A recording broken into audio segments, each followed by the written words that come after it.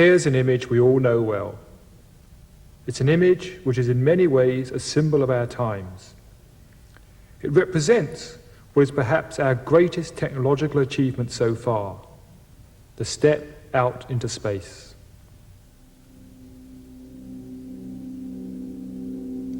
But the picture of our planet also has a far deeper significance. For the first time, we have seen ourselves and the planet from the outside, and the view has changed our feelings about ourselves in an unexpected way. For the early astronauts, the sight of the planet shining in the blackness of space was a profound experience. One of the astronauts who walked on the moon described his view of the Earth as an experience of instant global consciousness. He said, "When you're up there, you're no longer an American citizen or a Russian citizen. Suddenly all those boundaries disappear. You are a planetary citizen." And similar experiences happened to the other astronauts. They saw Earth to be a beautiful, magical-looking planet and came back deeply changed from that experience. Moreover, they became increasingly aware that all was not well back on Earth, and they came back wanting to help in one way or another. The pictures they returned with also had a deep effect on many of us back on Earth. For many people, it's an image which brings forth feelings of wonder and of awe, feelings of connection and of being part of something greater.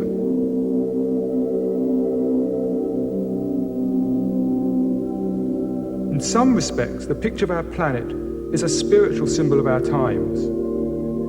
Now that may initially sound strange. What is spiritual about it?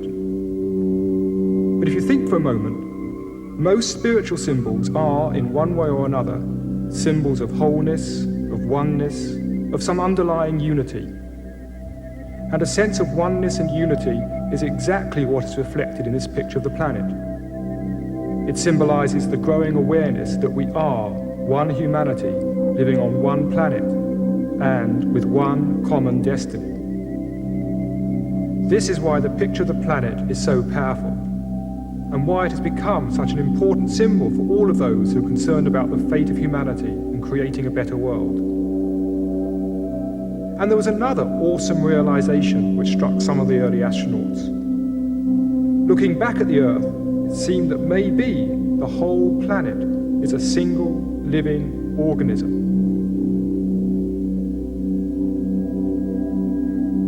Until we took the step out into space, we had only seen the planet from close up.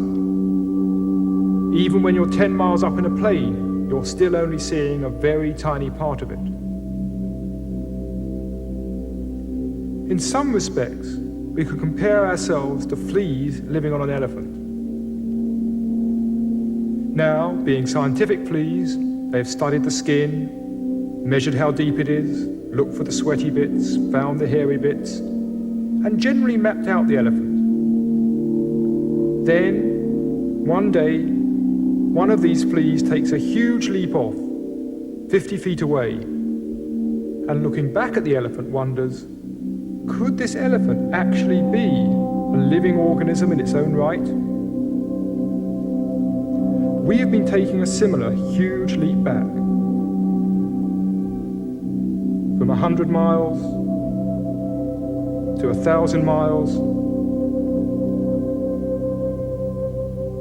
till eventually we see the planet as a single entity. And the question comes, could planet Earth be a single living organism? Now, this is not such a wild dream as you might suppose. A number of scientists are now beginning to take the idea quite seriously. Researchers in both England and America have been looking at some of the long-term changes which have happened to the planet. When, for example, you look at how the temperature of the planet has varied over the whole of its history, you find that it started off very hot, but then cooled rapidly until it reached the crucial range in which life could evolve. From then on, it seems to have remained steady. Now that's strange, because theoretically, it should sooner or later have started rising again. becoming far too hot for life to continue. But it didn't. It stayed constant. What seems to have happened is that the living organisms of the time released the right amounts of the right gases to keep the temperature of the atmosphere constant, at just the right level for life to continue evolving. Now that may sound an amazing coincidence, but it's no more amazing than the fact that our own bodies sweat when we are hot and shiver when we're cold, maintaining ourselves at a constant temperature. The salt content of the sea also shows an interesting degree of self-regulation. Salt is continually washed off the land into the sea, and at such a rate that it would take only 80 million years for the oceans to reach their present concentration. So theoretically, the oceans should by now become one huge Dead Sea.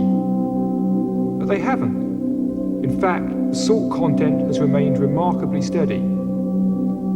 Somehow, small organisms in the sea have absorbed just the right amount of salt to keep it constant. These are just two of many examples which have led scientists to propose that all the living organisms on the planet together function as one huge self-regulating system, a theory known as the Gaia hypothesis, spelled G-A-I-A, after this lady, who is the Greek Earth Mother goddess, Gaia.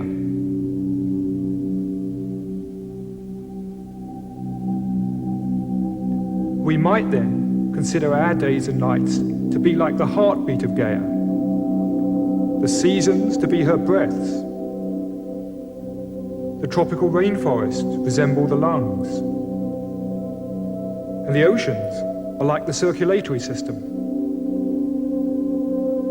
So, if the whole planet does behave like a huge living system, what, we might then ask, are we doing here? What is humanity's function in this system? To get some perspective, let's go back and look at how we came to be here, at the whole evolutionary process which has led to us. According to current scientific theory, the universe started with a big bang. Pure energy, light. In the beginning, there was light, something science and religion actually agree upon. Then this energy quickly condensed into electrons and protons, the first elementary particles. And then these very simple particles began combining to form the first simple atoms, which themselves began collecting together to form more complex atoms, and more complex atoms, until the whole of chemistry had evolved. Next, these different atoms came together to form molecules, like this amino acid, one of the basic building blocks of life. These, over time, began stringing themselves together to form much more complex molecules, like DNA, containing millions of atoms. These molecules then grouped themselves to form the first simple living organisms, bacteria and algae.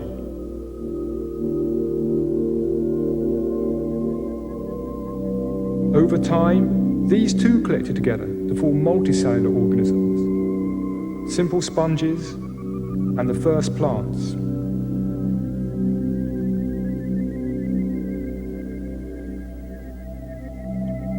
This process of progressive complexification and organization continued, leading eventually to the first fish.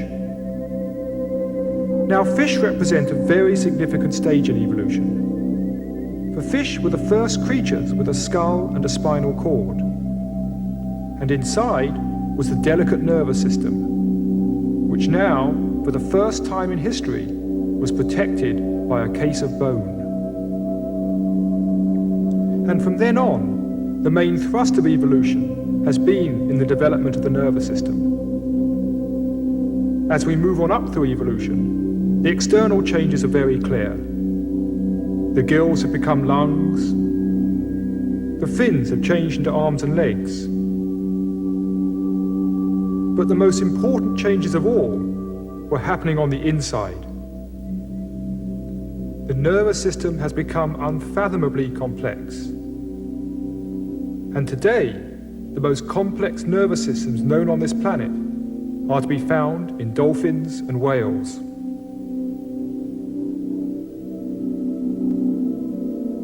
The fact that they have more complex brains than our own suggests that they might be more intelligent than us. Though what they do with that increased capacity, we do not as yet really know.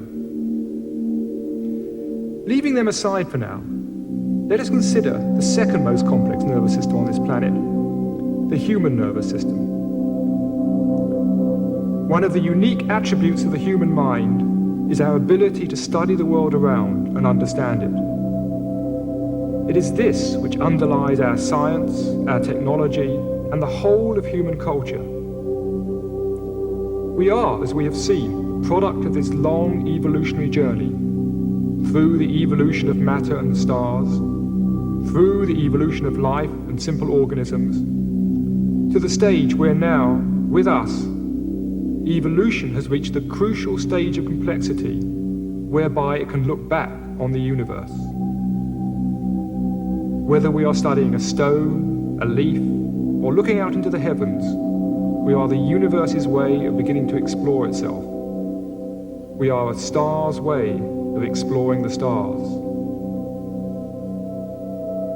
And the same could be said of our inner reflections.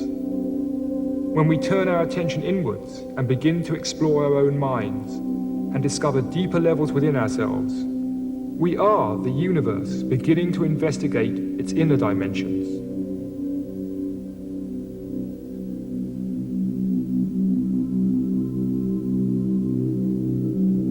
So the next question is, where is all this taking us? What's next? In the long term, over millions of years, we will probably see various physical changes, such as our brains growing even larger. But there are other evolutionary developments happening a lot more quickly. One of the dominant trends of evolution has been a progressive linking of smaller units into larger and larger units. This suggests that the next stage might involve human beings themselves linking together in some way. Indeed, this process has already begun. It's what we call civilization.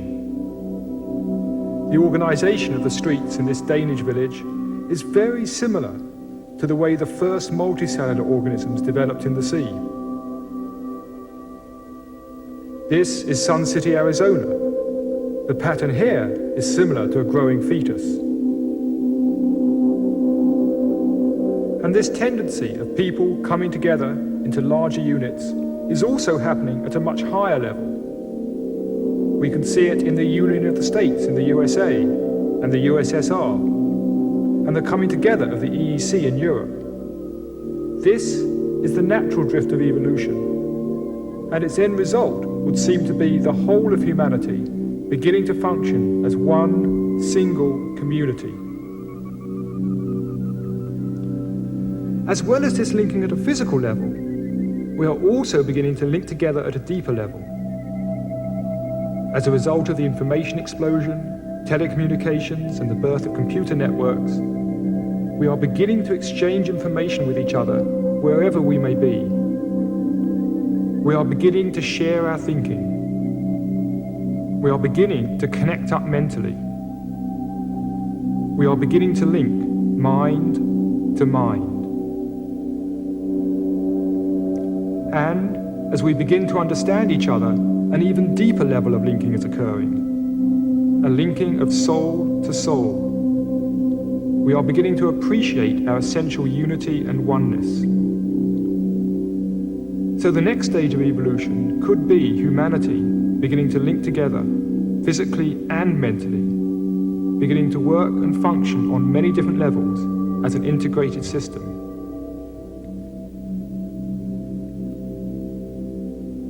Now, there are some interesting parallels between this integration of humanity and the integration which occurred at earlier stages of evolution. If we go back and consider the emergence of life from matter, we find that the simplest bacteria contain several billion atoms. The figure shown here of 10 billion is only a very approximate figure. Whether it's 2 billion, 5 billion or 20 billion doesn't really matter. But it seems necessary to bring together approximately this number of atoms in order to create the complexity necessary for them to become a living system. Similarly, if we look at the next leap in evolution, the evolution of intelligent consciousness, we find it again takes several billion nerve cells linked together in the human brain to produce the reflective consciousness characteristic of humanity, though again the figure is not meant to be exact. Now, if this turns out to be a general principle of evolution, it would suggest that the next stage, the linking of humanity into an integrated system, would involve the working together of a similar number of minds. And indeed, the human population has already reached this level.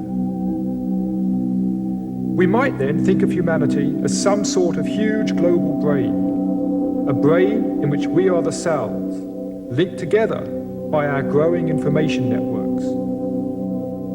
And there are indeed some interesting parallels between the way society is developing and the way the human brain develops.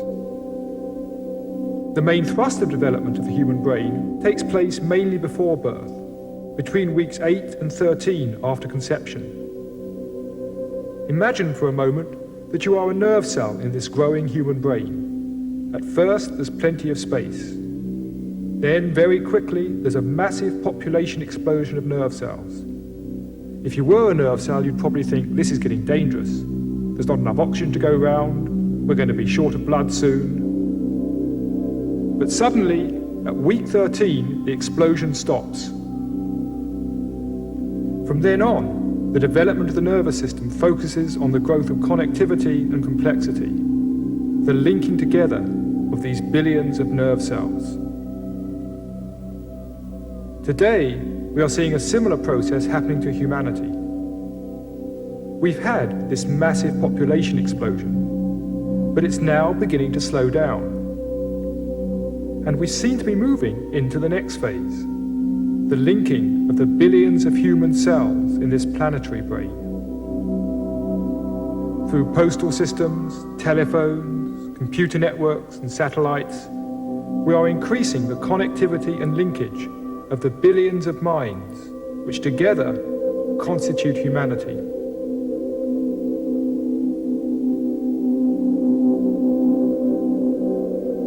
Now, all that I've spoken of so far is the good news. The bad news is that our rapid development is also threatening the welfare of the planet. In some respects, we seem to be very much like a planetary cancer. It's interesting that if you take a photograph of a city from the air and look at the way the city spreads out into the environment, it's very reminiscent of the way a cancer grows in the body.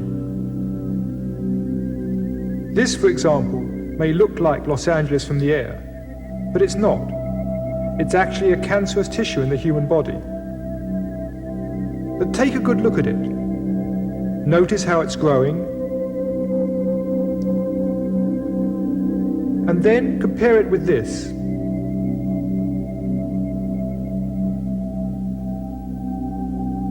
Now, the similarity is more than just in appearance. If you go back and look at what causes the cancerous tendency in the individual, and at what causes a similar tendency in society, we find that underneath are very similar principles. Let's look first at why a cell in the body becomes cancerous. In the center of each cell are the genes. They contain the information that keep you functioning as a single living organism, rather than just a bowl of biological soup. Now, if the genes in a cell are disturbed, that cell may become selfish. It may no longer support the system as a whole, but instead go off, doing its own thing, at the expense of the body. In short, it becomes a cancer. Now, when we consider human beings in a community, we are looking at an organization of minds. And the parallel to the genes is to be found at the center of our consciousness. It's that deeper level of inner wisdom, that inner awareness of being much more than we normally experience, a part of something much greater. And when we lose touch with this inner wisdom, we also become like selfish selves, out of touch with the needs of society as a whole, living at the expense of each other. The philosopher Alan Watts referred to this selfish, isolated way of existence as the skin-encapsulated ego. What's inside the skin is me, what's outside the skin is not me. Biologically speaking, this is, of course, true. We are each separate biological individuals. But it is not the whole truth. We are much more than that. We are creatures with an inner life, with an existence that stretches beyond our biological identity. The reason we become stuck in this limited way of seeing ourselves is because the real self, our deepest sense of I, is actually very hard to grasp. Trying to describe that deeper sense of self is very much like trying to describe a hole in a piece of wood. If you ask people to describe a hole such as this, they may start by saying, well, it's a round hole. You say yes. They say it's a wooden hole and it's red. You say, hang on, the hole isn't wood, the hole isn't red. They say, haha, the hole is black. But no, that's the background. And suddenly they're stuck. What's the hole? How do you describe the hole itself without describing its surroundings? In a similar way, it's very difficult to grasp and define our own inner sense of self. Instead, we tend to describe ourselves in terms of what surrounds us. Our many possessions, the roles we play, our social status.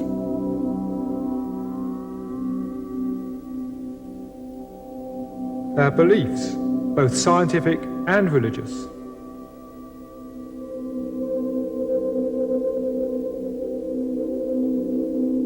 Now, this limited sense of identity may not in itself seem very dangerous, but it does have some far-reaching consequences. It turns out that many of the ways in which we mistreat and abuse the environment stem from our seeing the world as separate from ourselves.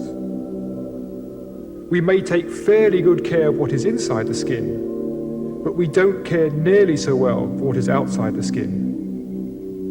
As the late Gregory Bateson said, if this, meaning this me versus the world attitude, if this is your estimate of your relationship to nature, and you have an advanced technology, your likelihood of survival will be that of a snowball in hell. You will die either of the toxic byproducts of your own hate, or simply of overpopulation and overgrazing.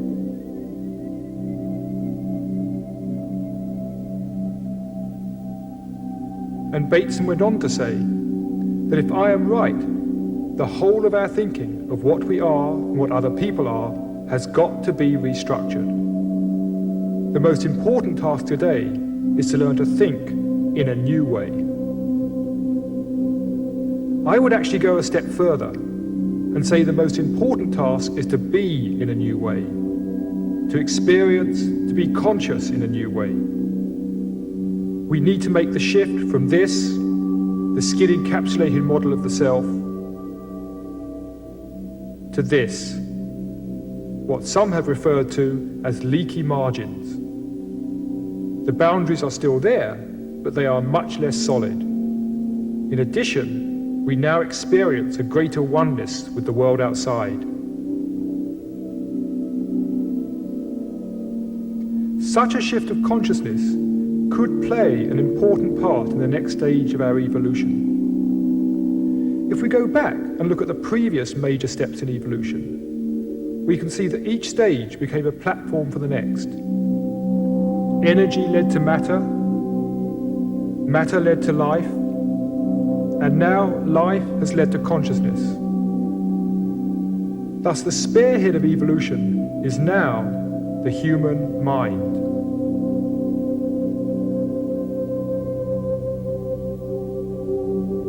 We have moved beyond biological evolution into mental evolution.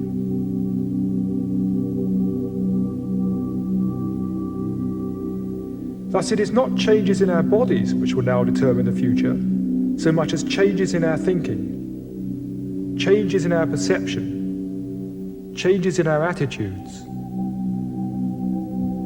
The evolutionary phase which we have now entered is the evolution of human consciousness. Inner development is now the key. In short, evolution has become internalized.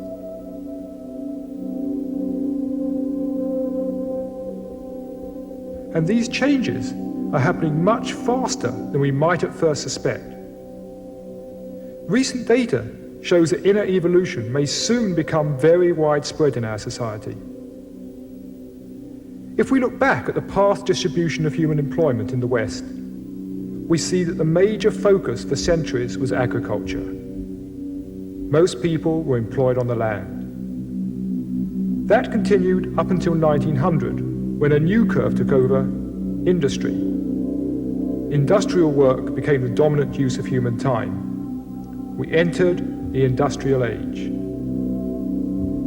And the industrial age continued until 1975, when a new curve took over: information processing.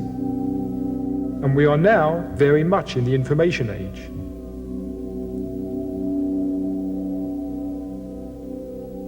And we enter the information age much faster than anybody anticipated.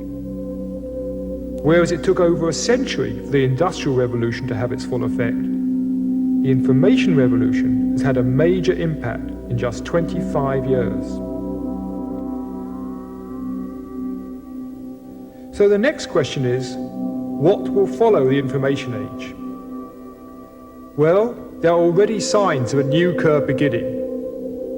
And although small at present, it is growing even faster than information processing. This curve represents the growing number of people involved in the exploration and development of the vast resources of the human mind itself. These are the people who are beginning to explore what may perhaps be the last great frontier: our own minds. The number may be small at present, but as you can see, if you extrapolate the trend, then by the year 2000, it will have overtaken the information curve.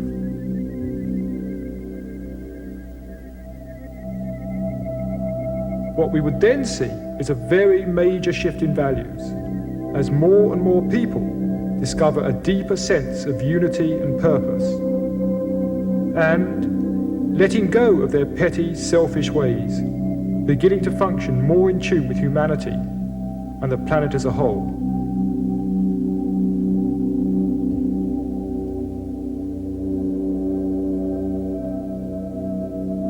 Now, the idea that there are deeper levels to human consciousness is not new. In all ages, all around the world, we find people talking of that same fundamental wisdom, that same basic understanding of life and consciousness.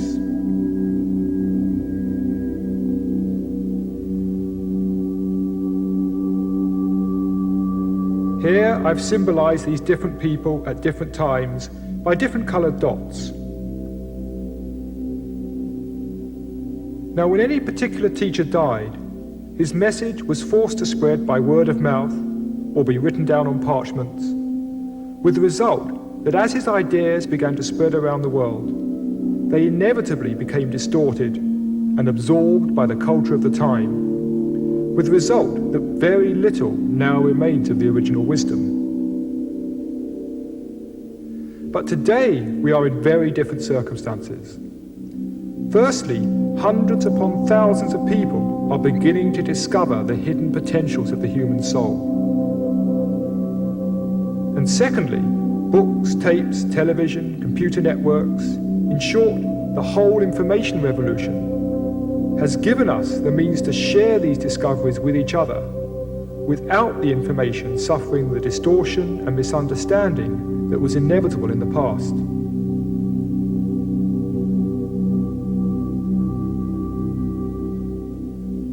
So now, as the wisdom begins to spread out across the planet, there is instead a positive feedback. The wisdom reinforces itself.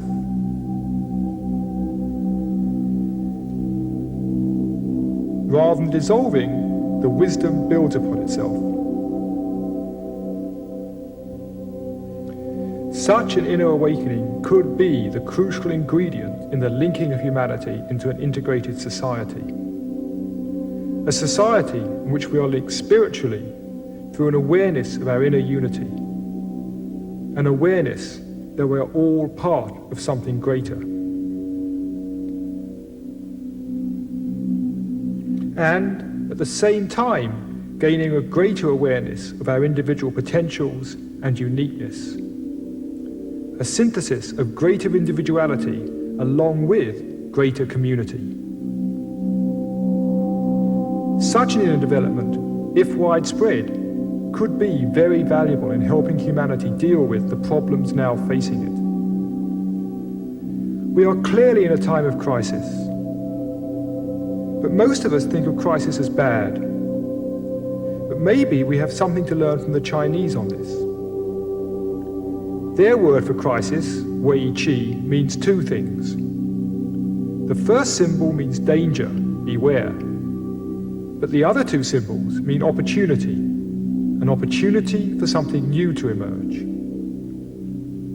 If we only see crisis as danger, as a threat to our accustomed ways, then we may spend all our energy resisting it. We need also to look at the opportunities inherent in the crisis. From an evolutionary perspective, crises are a sign that something has gone wrong. The patterns of the past are no longer working. Crises are thus a challenge, the challenge to adapt. They are the challenge to let go of the old ways of thinking and move on to a new way of seeing. Thus, humanity's current crisis may not, at its root, be an economic crisis or an environmental crisis. It may well be a crisis of consciousness, a crisis in how we see ourselves and the world around. Many of us have probably experienced at one time or another those moments when we feel at one with the world, a sense of inner peace, with no need to prove who we are.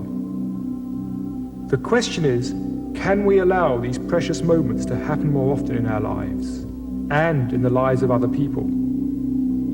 In short, can we choose to explore and develop our greatest resource of all, our own minds, our inner selves? I'd like to finish with a poem from Christopher Fry's play, Asleep of Prisoners. The human heart can go the length of God.